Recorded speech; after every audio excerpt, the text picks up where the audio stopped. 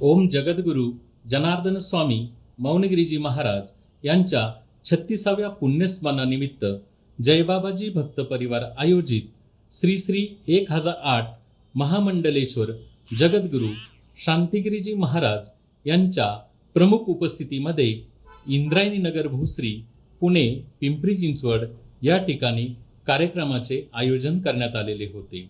सदर कार्यक्रमाची रूपरेषा म्हणजे जयबाबाजी भक्त परिवाराने डिसेंबरमध्ये होणाऱ्या जनार्दन स्वामींच्या 36व्या पुण्यस्मरणानिमित्त कार्यक्रमाची रूपरेषा आखली होती। सदर कार्यक्रमाचा मुख्य उद्देश म्हणजे जनार्दन स्वामींचे 36वे पुण्यस्मरण आणि त्यातील उद्दिष्ट म्हणजे भारत देश हा हिंदू राष्ट्र म्हणून घोषित व्हावा, तसेच चीनच्या ताब्यात असणारे मानस सरोवर हे भारतामध्ये पुन्हा विलीन व्हावे हा या कार्यक्रमाचा मुख्य उद्देश आहे, असे शांतिगिरीजी महाराज यांनी आपल्या वाणीतून आपल्या भावना व्यक्त केल्या। असलेला गीता ग्रंथ आहे, जो गीता ग्रंथ भगवान श्रीकृष्ण अर्जुनाला सांगितला त्या गीतेमध्ये उल्लेख केलेला आहे की जैसा कर्म करगा वैसा फल दे भगवान। आणि म्हणून मराठी संतांची भूमी आहेत आणि नेहमी जगाला दिशा देण्याचं काम संतांनी केलेलं आहे आणि त्यानुसार ह्या समाजाला दिशा मिळावी एवढंच नव्हे तर प्रत्येक भारतीयाचं कर्तव्य आहे देवदेव धर्माची सेवा करणं। आणि त्या दृष्टिकोनातून की ह्या जगामध्ये अनेक राष्ट्र आहेत, मात्र त्या राष्ट्रामध्ये सर्वात जास्त राष्ट्र ख्रिश्चन धर्माचे आहेत, त्यानंतर इस्लाम धर्माचे आहेत, त्यानंतर बौद्ध धर्माचे आहेत। मात्र ही खंत बाबांना वाटते की आपल्या ह्या पृथ्वीच्या पाठीवर एकही देश हिंदू धर्माचा म्हणून आपल्याला पाहायला मिळत नाही, म्हणून भारत हिंदू राष्ट्र व्हावं हा त्यामुळे हा एक संकल्प त्यांनी करण्यात आलेला आहे।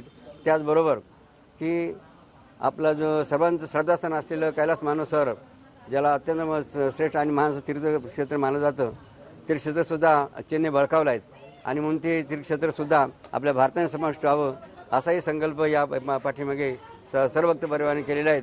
आणि म्हणून सर्व हिंदू बांधवांनी या सोहळ्यामध्ये सभा घेऊन या दोन्ही संकल्प पूर्तीसाठी आपलं समर्पण या ठिकाणी करावं आणि साधू संतांचा आणि भारताचा आशीर्वाद घेऊन आपलं जीवन धन्य करावं। जय बाबाजी, जय श्री भक्त या कार्यक्रमामध्ये सहभागी होणार आहेत?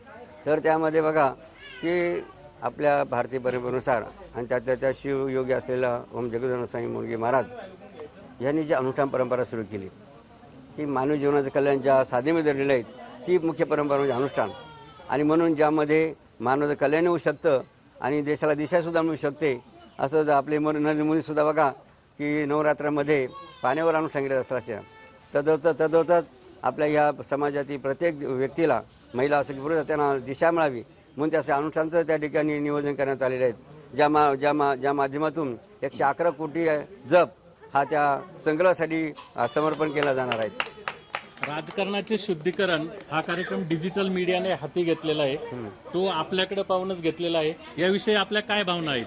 त्या गीता शिकवते कर्मनिवादी करसे माफुले शिकायचे ना, माणसाने नेहमी कर्म करीत राहावं आणि म्हणून त्यानुसार बाबांनी निष्काम या जगाला शिकवला। आपण जर बाबांचं कार्य बघितलं तर बाबांनी संपूर्ण जीवनामध्ये बघा सर्व काय केलं दुसऱ्यासाठी केलं, कारण आपण म्हणतो ना जगाच्या काळात संतांची होती या दृष्टिकोनातून आपण सर्वांनी या कार्यामध्ये सहभागी व्हावं। निष्काम कर्मयोग या शब्दाचा अर्थ एक आपण भक्ती करून कसा साध्य करणार आहात या कार्यक्रमाच्या माध्यमातून?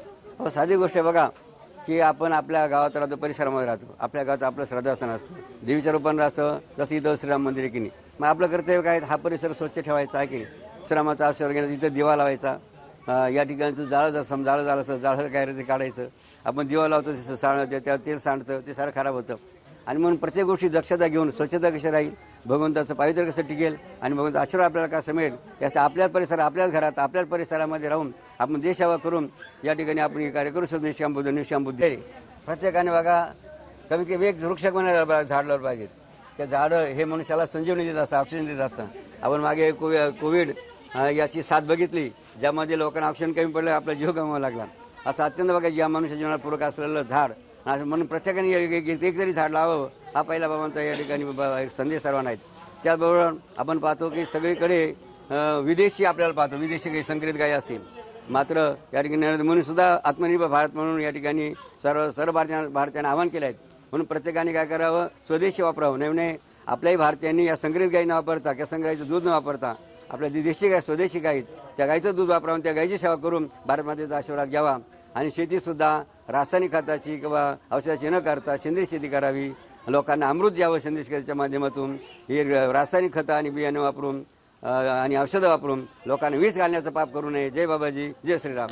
3 तासामध्ये आपण डुडुळगाव या ठिकाणी 2010 साली 21,000 झाडं लावून संकल्प पूर्ण केला.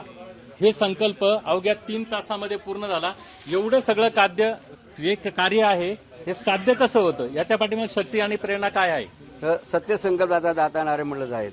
त्याला जब भक्तपरिवाराने संकल्प केला होता आणि आपण होतो देवाचं काम देव करून घेतो. आपण फक्त काय करावं, आपलं कर्तव्य करून कर्तव्य कर्म करीत राहावं. देव आपण ते पुन्हा करून घेतो. आपण फक्त निमित्त मात्र आहोत.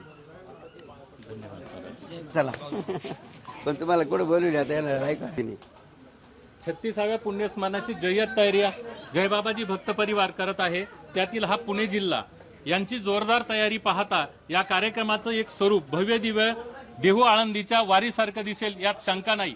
कॅमेरामॅन सनी ताटेसह हरिश्चंद्र देवगावकर, पिंपरी चिंचवड, पुणे.